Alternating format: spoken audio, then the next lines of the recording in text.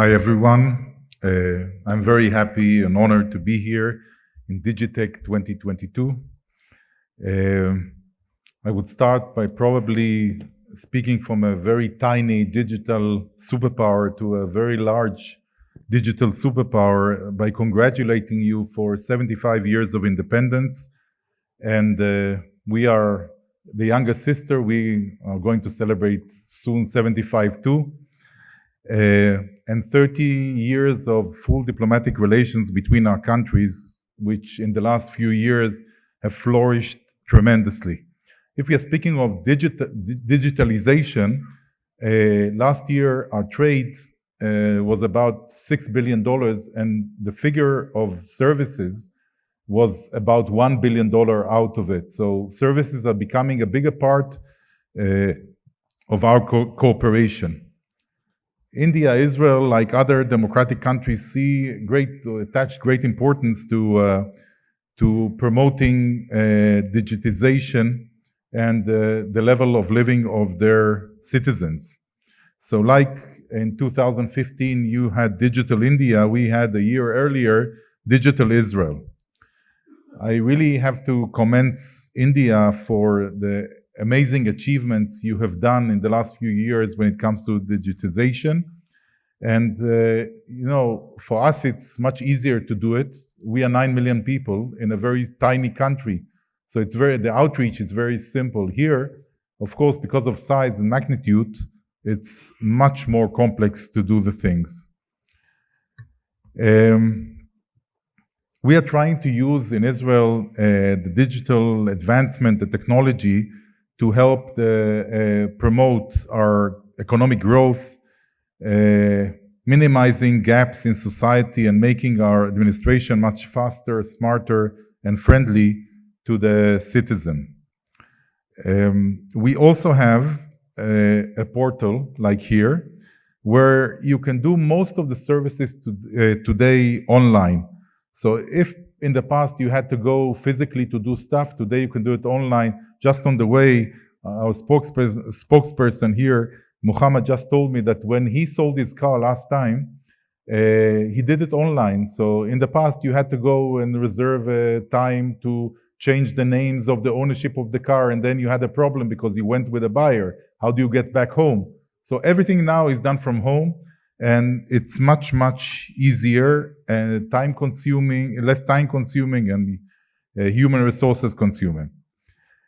I would like maybe to say a word about how the digitization of our medical system helps us and how it's done in Israel. So in Israel, being a very tiny country, or as I say, India and Israel together, we are 1/5 of the world population. We have our medical system is built of 4 non-profit organizations who provide, everyone belongs to one of the organizations that he chooses, and they do for you everything. So the last 20 years, I guess, or so, everything is digitized.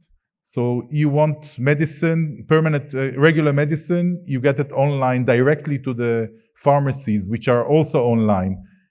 Every service, you need an expert doctor, your family doctor would send you online many times, a blood test, whatever you need.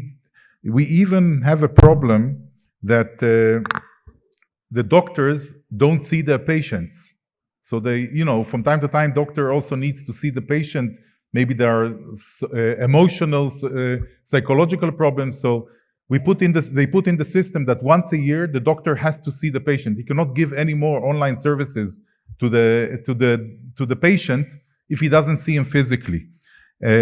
But these are good problems that you find, and also telemedicine is very strong. So many people have at home already some ability people with chronic diseases to measure, and the doctor can see online if he needs the results of the tests.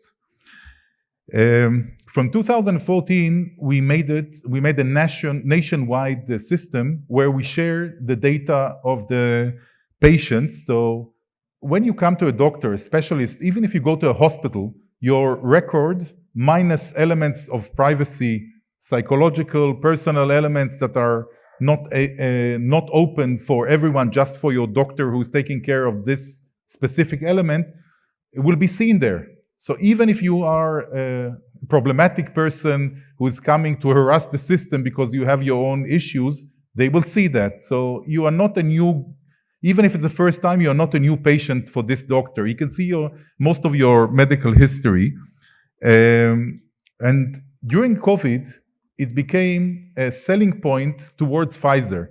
We told Pfizer that we can be, in a way, their test bed for the vaccination. So they were starting to take out the vaccinations. And this, together with the fact that Israel is a very small country in number of citizens and well organized for emergency situations, so we could apply the vaccines very fast, we were the first ones to get from Pfizer a vaccination immediately for the whole country for the first and second and even third shot. And most of the data, the big data that you saw coming out of Pfizer in the initial stages of vaccinations, reactions, problems, were based on Israeli data because the big data was there. It's all online anyhow. So, beyond the immediate medical advantage, of course, that it gives the digitization, it also gives you the ability to be much more efficient. In general, also in our local authority, cities and such, we are trying to do digitization. Most of the services today for you are on the portal. You don't have to go out for almost anything. Everything. And Tel Aviv is considered one of the leading cities in Israel and in the world. So it was in Barcelona, in Smart City Expo in 2014. It was defined as one of the smart cities. But the approach there, by the way, is not necessarily on physical infrastructure. It's more on the connection between the citizen and the government, and the local government. So he can do everything online, and this is the advantage. Of course, physical infrastructure has to follow, but it's much more expensive and harder to do, and it takes more time.